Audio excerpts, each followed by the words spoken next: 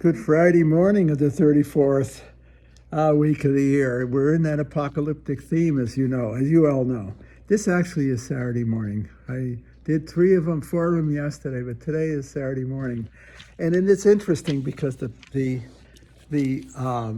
gospel today, of course, it's still that apocalyptic theme, okay? He said, Amen, amen, I say to you, this generation will not pass away until all these things have taken place. And here's the key line. He says, heaven and earth will pass away, but my words will not pass away. It's passage. And I'm acutely aware of that passage, and I'll tell you why, okay, and to be honest, okay? Okay. Today is actually, as I said, a Saturday morning. It's the 13th of November. That may mean nothing to anyone watching this, but it means a lot to somebody like me, and here's the reason. It's opening day of deer season. The opening day, you have next to Christmas, Easter, Good Friday, this is the most religious day of the year for me, is the opening day of deer season. And here I am, it's exactly 6:26 in the morning, I think it's what it is, 6:25, sitting in my condo making this video instead of up in a tree stand. And the reason is very, very simple. The passion is gone. You see, the passion is gone. If you would have told me there would ever be a time in my life that the deer season, opening day deer season, wouldn't be the most sacred day of the year for me, I would have said, you're nutting a fruitcake. I remember used to thinking years ago, how many deer seasons do I have left? Not how many did I go out on, how many did I have left?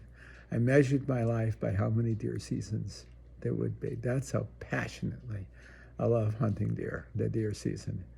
And something happened, in the passage of life, it ceased to be a passion. I remember last year, Ted Shellhart and I went out. We lasted 2 hours. It was cold. That wouldn't have stopped me in a million years before. I said, come on, Ted. And he was no more interested in shooting a deer than I was. I knew that I no longer wanted to take life. That's what it really came down to. That I did not have a sufficient reason to take a deer's life. I don't care. It came right down to that. It was an interesting story by Aldo Leopold. He was, if you don't know, he's the one who was the famous writer of the land ethic, okay? And he was, at his early career, he was a forester, and one of his jobs was killing wolves, shooting wolves. This is practically 100 years ago. And the reason was there was a belief that the restoration of the deer herd, principally for the hunter, that was the motive, okay, would be best served by the elimination of major predators, wolves, bears, and lions. And so they slaughtered them. And he told a story one time, and it was a decisive moment. It was what I would call a crisis moment. Then I think I mentioned that yesterday or the day before or something. And that was he was out, and he saw a wolf. It was a female, and it was an old wolf, and she had pups, and they were behind her, whatever they call them, cubs, pups, I don't know what they call a wolf, okay? And she was crossing a river, and so when she cleared the river, he opened up on her and shot her. When he went up, she was still alive, and he saw the life go out of her eyes, and that was the turning point. He went from a hunter, he saw that he was a killer. It was a transformational moment when he had no reason to take that wolf's life. That happened to me 3 years ago, 4, maybe 5, I don't know. The last deer I took that I shot and I wounded, thought I killed him, it was a buck. But when I got up to him, he was still alive. And then I had to dispatch him, and I was up close. I was right on top of him. I had to finish him with my handgun. And I saw the life go out of his eyes, and I knew I couldn't do that again. There are sufficient reasons to take life. Food is one of them. Even the intimacy, the experience of the intimacy of the continuity of life and death, the continuum of life and death, and natural community. It's a restorative, humanizing experience. It's humanizing because we are creatures among creatures. I don't apologize for 1 second. But I know when there's enough, when you cannot do it again. I notice a lot of old hunters tell that story. Members of Boone and Crockett. Actually, Aldo Leopold was a member of Boone and Crockett. I'm very proud to be a member of the club. It's an elite club of conservation hunters, conservationists.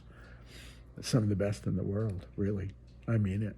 You understand American conservation, you're going to see it was led by Boone and Crockett in many ways. Many, who founded it, okay? Theodore Roosevelt was the founder.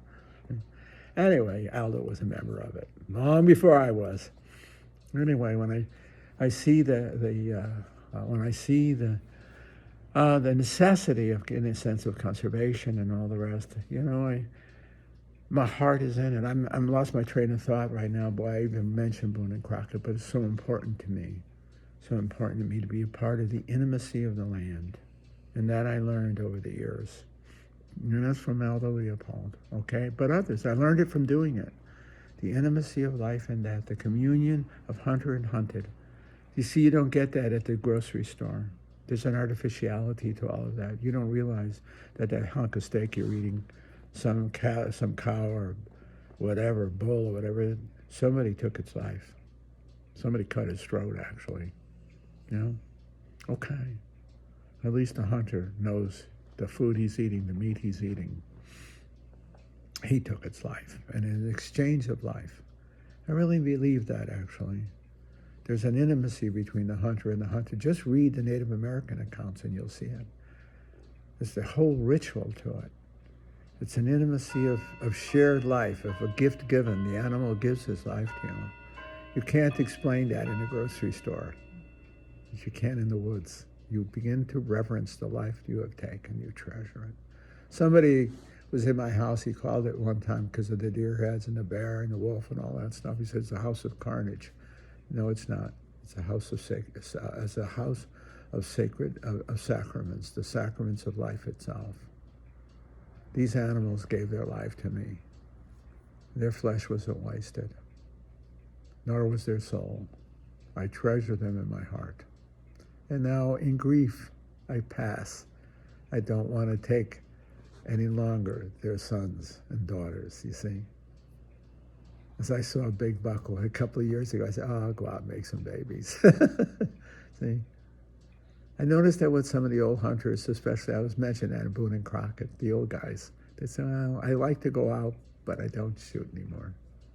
I think a lot of the old hunters, we go from being meat hunters to experience hunters to silent hunters. That's what Thoreau, he wasn't a hunter, but Thoreau called sauntering. That's what I'm going to do this afternoon with Ted, is saunter through the woods, see, quietly, letting nature speak to you. That's one of the great experiences of hunting, by the way, whatever it's worth to you. You have to hunt silently. You make noise, the animals are gone. They're going to put up with you. But you sit in the woods quietly, and you see how the world comes around. Like right at this moment, it's just coming daylight now. If you're up in a tree stand, let's say a half hour, freezing your ass off, by the way, but we won't go into that. Before you know it, you see the grounds, the squirrels start running around, and then they go about their business of life, and then the birds start chirping. Before you know it, the whole woods is alive around you. And then, of course, there is that incredible moment as a hunter when you hear the and you hear that sound, you know that's a deer. And then he goes out into the field, and that's the most intimate moment in hunting. Now, how often after I've taken a deer, I said, thank you. Thank you. Thank you for your life. I mean it. I mean that. It's an intimate moment. It's a moment of intimacy, not power. It's not power. It's intimacy. It's a gift. It's the sharing of the gift. And I remember that now with affection and gratitude, you see, as I sit here, grieving that I don't have the passion anymore, but grateful that I once did. It turned me from an indifferent citizen of the earth to a passionate citizen of the earth. That's the difference.